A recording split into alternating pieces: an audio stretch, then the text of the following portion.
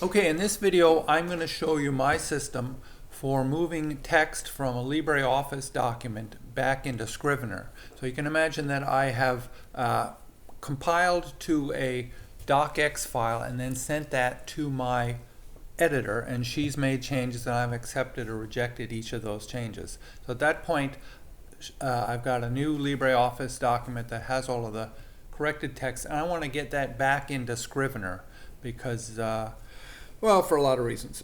So anyway, here's one scene in the middle of the book, and you can see that in this case, in this demo at least, I've already converted the scenes prior to that, and the blue means that it's the label me is final draft. So I come to this scene, which is the one that right now I'm going to transfer. And the important thing is that in my DOCX proof file I put this text, scene start XXX. That's something that I can search for. It doesn't occur anyplace else in the book. And I've decreased the zoom in LibreOffice so that I can see a lot of text at once. I don't have to read it. So here, depression backstory. So the only thing I have to do is select the text in a scene in LibreOffice, and then this macro will do the rest, and it'll move me through the whole manuscript, so I don't have to think about where I am.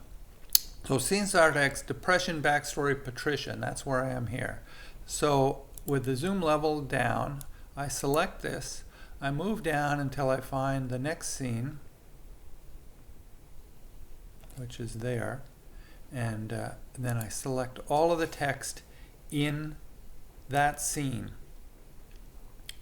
and I press Control-Shift S, which I've assigned to my keyboard master macro, which I can show you in a minute. Press that.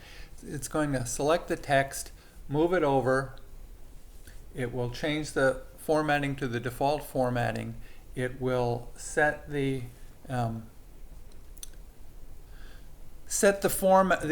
label for that scene and then move down to the next scene.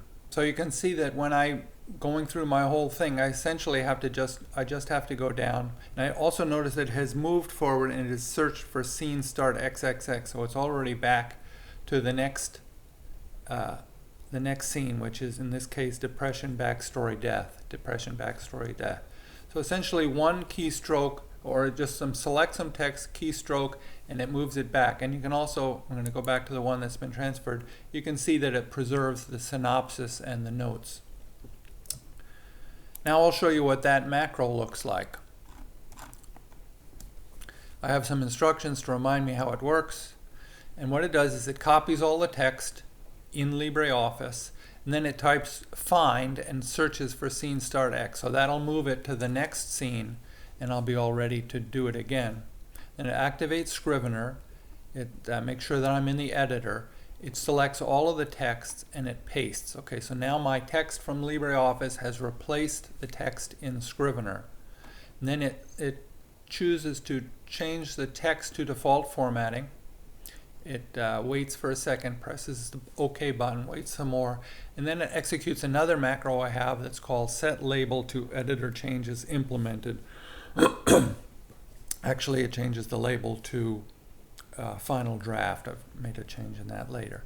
And then in Scrivener it goes to the next document, so it selects next document in the menu navigate. And it does an up arrow, which I don't quite remember why, and it selects a reveal in binder.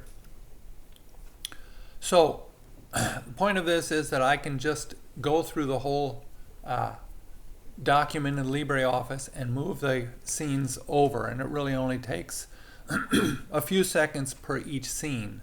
Now it would be nice if the other thing about this is it shows that with a little bit of magic over in Scrivener, the whole thing could be automated. There could be a way where it would automatically go to each scene and grab that text and move it over here.